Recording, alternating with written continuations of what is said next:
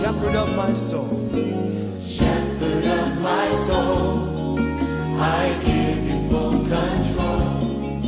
Wherever you may lead, I will follow. I have made the choice to listen for your voice.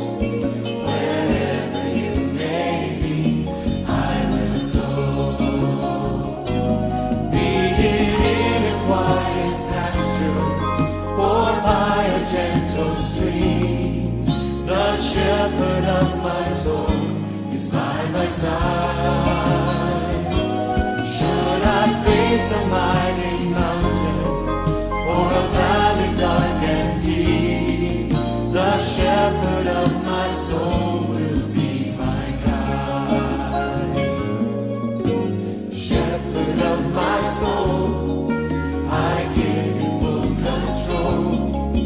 Wherever you may lead, I will follow. I have made the choice to listen for your voice. Wherever you may lead, I will go.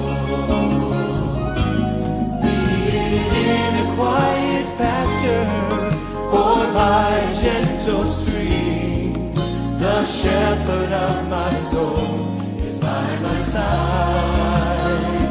And should I face a mighty mountain or a valley dark and deep,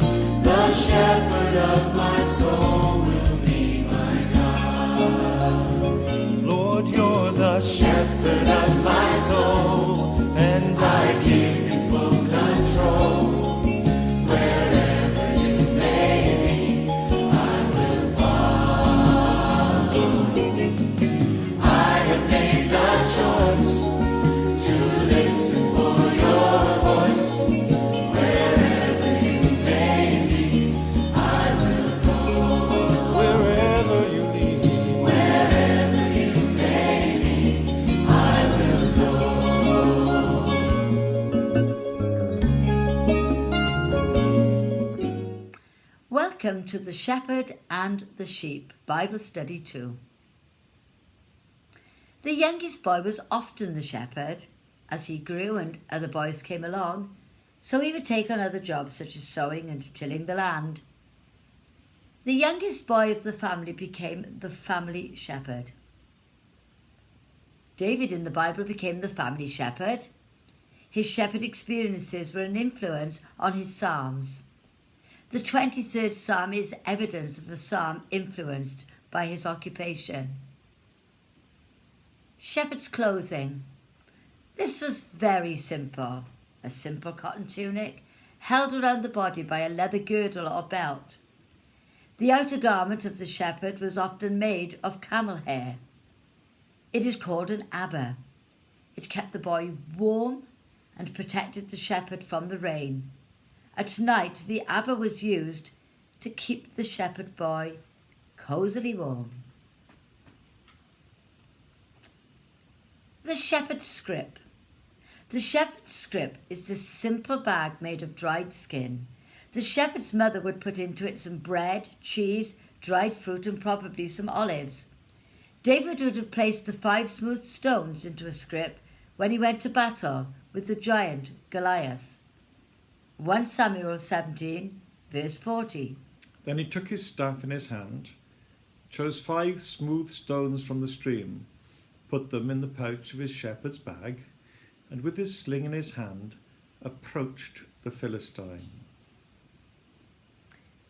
The shepherd's rod, or stick, is rather like an old-fashioned type of policeman's club. It was often made of oak and had a knob on the end of it.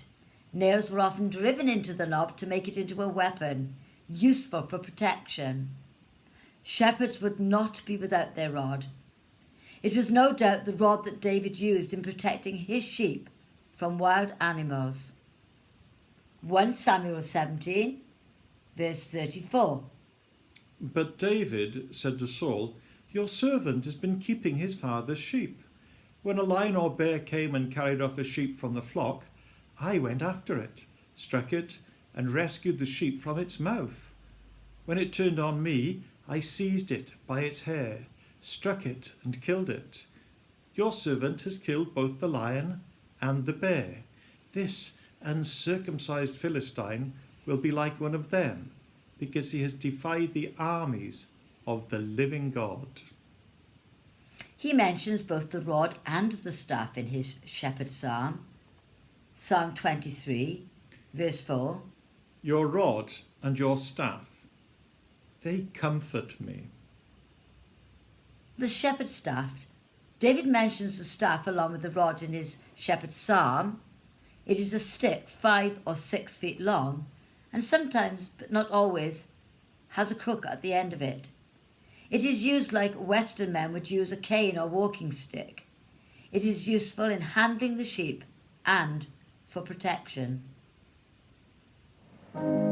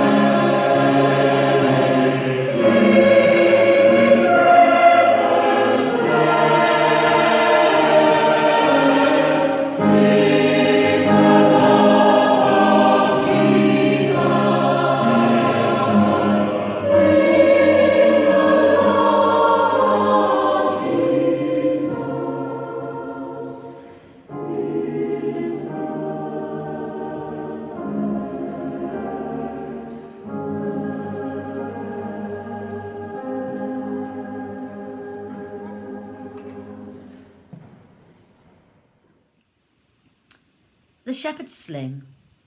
The shepherd's sling was a simple affair made of 2 strings of sinew, rope or leather, and a piece of leather to hold the stone.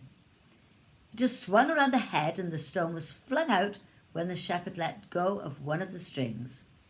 The sling was used to fend off wild animals and possibly robbers. A stone could also be dropped very close to a sheep if it were lagging behind to encourage it to get back in line. It was the shepherd's sling that young David used in slaying the giant Goliath. 1 Samuel 17, 40-49. Then he took his staff in his hand, chose 5 smooth stones from the stream, put them in the pouch of his shepherd's bag, and with his sling in his hand, approached the Philistine. Meanwhile, the Philistine, with his shield-bearer in front of him, kept coming closer to David. He looked David over and saw that he was little more than a boy, glowing with health and handsome, and he despised him. He said to David, "Am I a dog, that you come at me with sticks?" And the Philistine cursed David by his gods. "Come here," he said, "and I'll give your flesh to the birds and the wild animals." David said to the Philistine, "You come against me with sword and spear and javelin, but I come against you in the name of the Lord Almighty, the God of the armies of Israel, whom you have defied.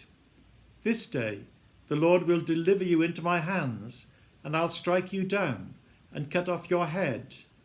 This very day I will give the carcasses of the Philistine army to the birds and the wild animals, and the whole world will know that there is a God in Israel. All those gathered here will know that it is not by sword or spear that the Lord saves, for the battle is the Lord's, and he will give all of you into our hands." As the Philistine moved closer to attack him, David ran quickly toward the battle line to meet him.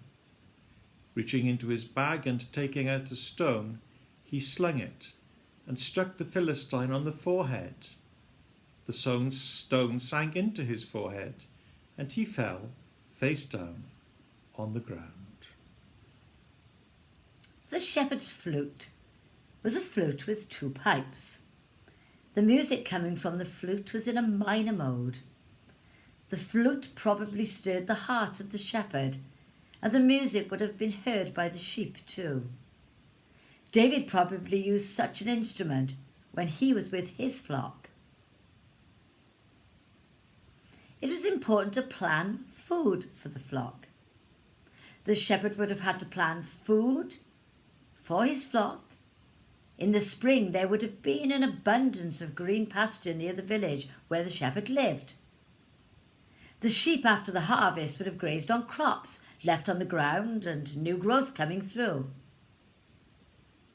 I have read the wilderness of Judah, which is located along the western side of the Jordan Valley, is carpeted in the spring with a certain amount of grass, and this turns into standing hay as the hot weather comes, and this becomes food for the sheep during part of the summer.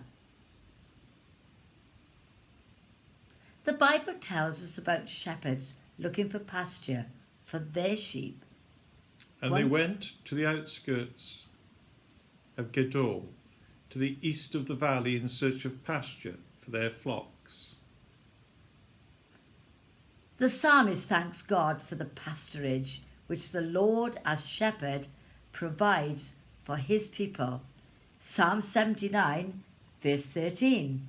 So with the people and the sheep of thy pasture will give thee thanks forever. There are times when there is no suitable pasture land for the sheep. During the late autumn and winter months, at times like this, the shepherd has the important task of finding food for the sheep. The sheep would have probably lived at this time on the ground floor of the family house, while the family lived above. This is what Isaiah meant when he said, Isaiah 40, verse 11, He shall feed his flock like a shepherd.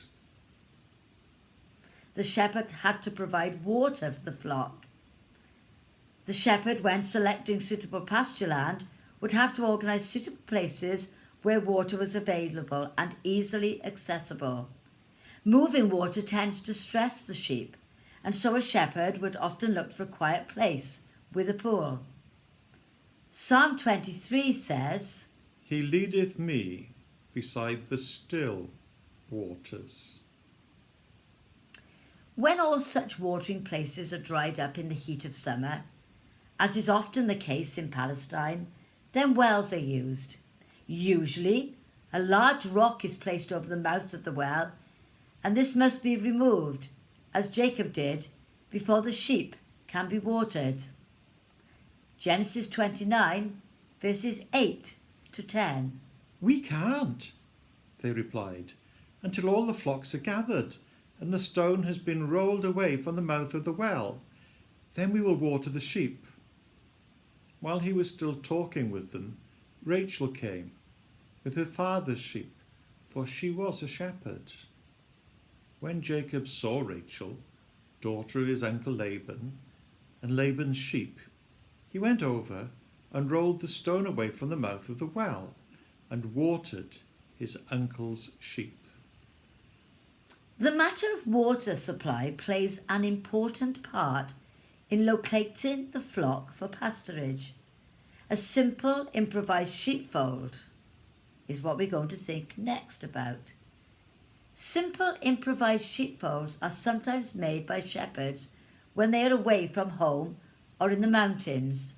A fence is built of tangled thorn bushes or rude boughs. This is all the protection that is needed, as the shepherds often sleep with their flocks when the weather permits. Ezekiel mentions such a sheepfold when he predicts the future of Israel. Ezekiel 34, verse 14. I will feed them in a good pasture, and upon the high mountains of Israel shall their fold be.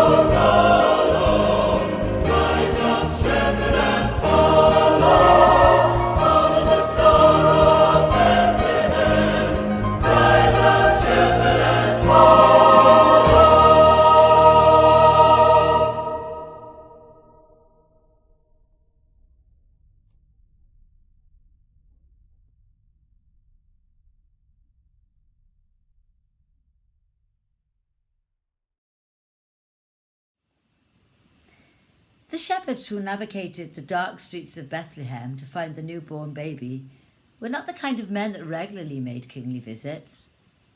These men were separated from mainstream society, and likely their language, habits, and associations would have been repulsive to those living in the homes they passed.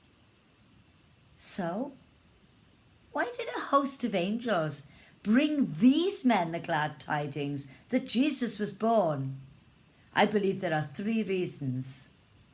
Number 1, this foreshadowed Jesus' role as the Good Shepherd.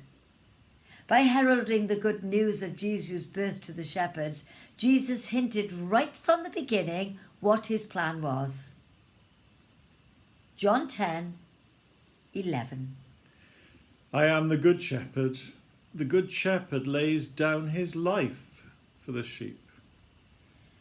God's plan from the foundation of the world was for Jesus to give his life for us, just as the shepherds would have done for their sheep. The angels heralded his birth to those who exemplified this mission. Number 2, God despises our smugness, prejudice, and pride. The shepherds were undoubtedly coarse, unlearned men that the scribes and Pharisees would have delighted to shun and avoid, men despised and rejected, just as he would soon be. In the light of divinity, each of us is filthy, simple, and broken. The heralding of his birth to some of the lowest of the low reminds us that we are all unwashed in comparison to the divine. Jesus stooped to our level to pay the ultimate sacrifice. Number 3, he longs to reach the unreachable. The shepherds sitting out that dark night watching their sheep in the moonlight were exactly whom he came to save. Later, Jesus reminds his followers that. Mark 2:17. Those who are well have no need of a physician, but those who are sick. I did not come to call the righteous, but sinners to repentance. Sinners? The group that the righteous had shunned are the very people that he came to this earth as a baby to save. Sinners like the shepherds, sinners like you and like me. Aren't you glad that the shepherds were real men and not the sanitized versions we portray at Christmas time? Otherwise there might not be hope for the rest of us real women and real men of all ages, fallen sinners in need of a saviour.